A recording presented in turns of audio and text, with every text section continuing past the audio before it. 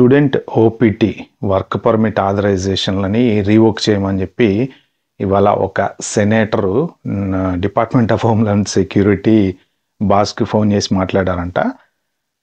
మీరు కంగారు పడకుండా ఉండడం కోసమే నేను పర్టికులర్గా ఈ వీడియో చేస్తున్నా. అసలు ఏంటి, ఎందుకు, ఏం మాట్లాడారు, దేని గురించి డీటెయిల్స్ అని నేను వీడియోలో చెప్పంగానే నైట్ టప రీవోక్ చేసి లారీలో ఎక్కించాలని పంపించరు.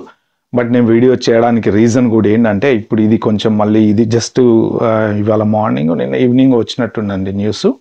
ఇది మళ్ళీ ఒక్కసారి బ్లాస్ట్ అయి బయటకు వచ్చిందంటే ఇంకా అయిపోయిన తట్టబుట్ట సర్దేసుకున్న విద్యార్థులు, అందరినీ ఎల్లగొడుతున్న విద్యార్థులు అని చెప్పేసి రకరకాల మీడియా ఊహాగానాలు వచ్చేస్తాయి. దాంతో ఇంకా పేరెంట్స్ మెయిన్ ఏంటంటే ఇండియాలో ఉండే పేరెంట్స్, ఎందుకంటే వాళ్ళ పిల్లలు చాలామంది, కొన్ని వేల మంది పిల్లలు చదువుకుంటున్నారు. దగ్గర 3.5 లక్షల మంది ఉన్నారు అమెరికాలో. ఎవ్రీ ఇయర్ పోతూ ఉంటారు కదా. ఇట్లాంటివి చూసినప్పుడల్లా పాపం వాళ్ళు అర్థం కాక టెన్షన్ పడుతూ ఉంటారు. అందుకని చెప్పి ఇమీడియట్గా ఈ వీడియో చేస్తున్నాను నేను.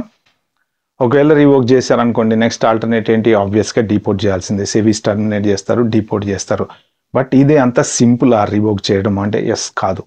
ఎందుకంటే లీగల్గా ఇచ్చినటువంటి రైట్ ఓపీటీ అనేది, స్టెమ్ ఓపీటీ అనేది లీగల్ రైట్, H1B అనేది లీగల్ రైట్.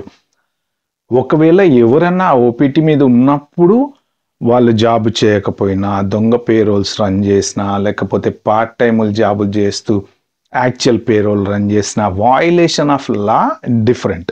ఒకవేళ మీకు ఇచ్చినటువంటి వర్క్ పర్మిట్ టర్మ్ని మీరు ఏ రకంగా అయినా సరే వయలేషన్ చేసినట్టుంటే ఎస్, సేవీస్ రీవోక్ చేయొచ్చు.